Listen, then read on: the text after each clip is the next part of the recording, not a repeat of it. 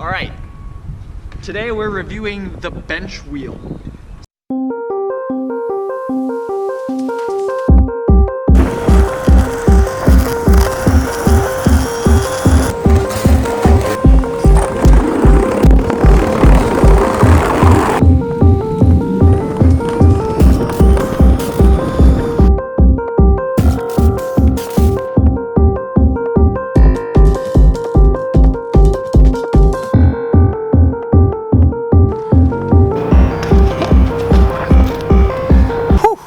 Made it! Alright, let's just talk about the basics of the BenchWheel while I'm still down here. So the BenchWheel itself is a $500 e-board that really has no competitors like it in the market. It does its job pretty well, and it's pretty easy for beginners to pick up. The learning curve is a little bit difficult because of the discrepancy between the low power mode and the high power mode. More on that later. The board can go about 10 kilometers per charge, and it charges for about 2 hours each time. But the battery is not swappable.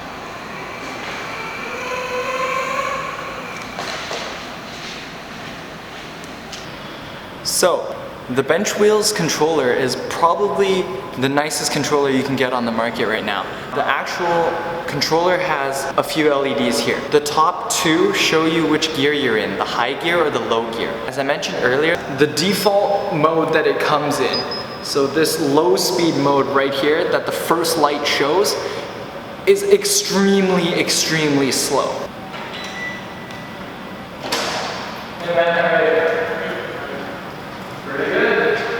The high gear is the one that you would most likely be using. Low gear you'll only be using if you're learning the board or if the board is in low power mode. When it's in low power mode, you can't use the high power gear because I can go full throttle. The next three LEDs show you the amount of battery left in the board. When you're extremely low on electricity, it actually starts flashing and beeping every 5 seconds to tell you that it's time to go back. You'll notice it on the board before then. When you push the throttle to full, it won't actually engage. It'll just be going very slowly. Let's go ride it.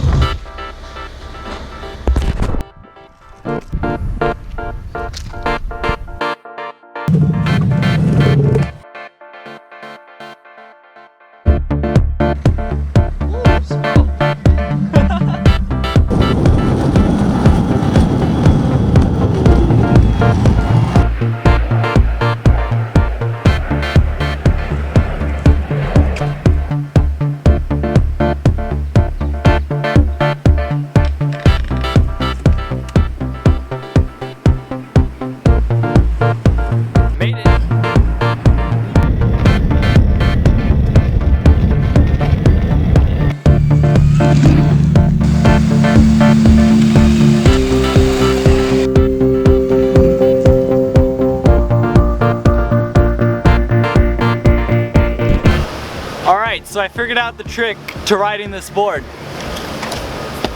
So this is a belt-driven board. It's a single belt that drives only one wheel.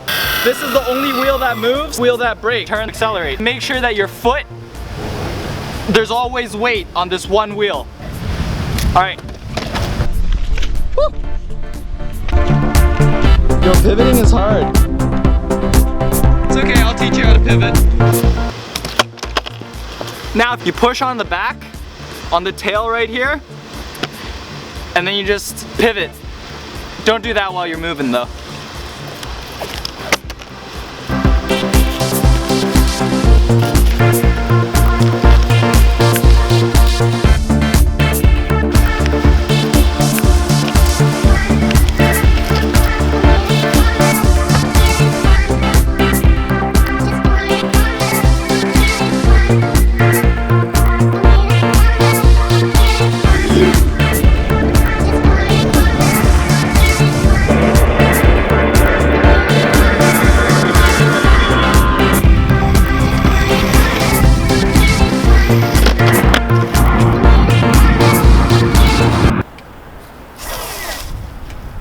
right there. Haley stole the board and she's making a break for it.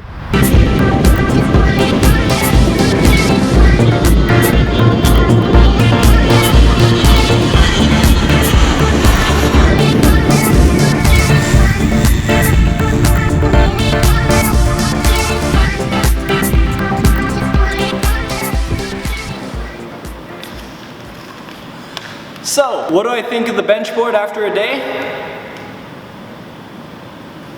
It's fun.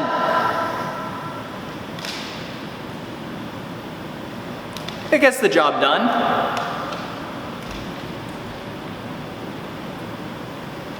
And I've never used the boosted board, so I really have nothing to compare it to. The board itself has a few concerns for me.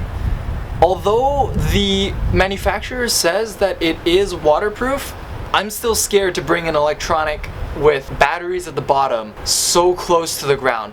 I mean, this is a $400 US board, not a $30,000 Tesla. Another thing is this board has very little bend. It doesn't really absorb shock.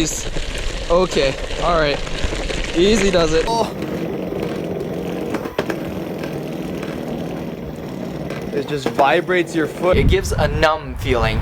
And if you're going on gravel roads, that's pretty bad. Anyways, if you're looking for a cheap electric skateboard, this is probably the best one that you can get right now. That's been my review of the BenchWheel, and I hope you enjoyed it.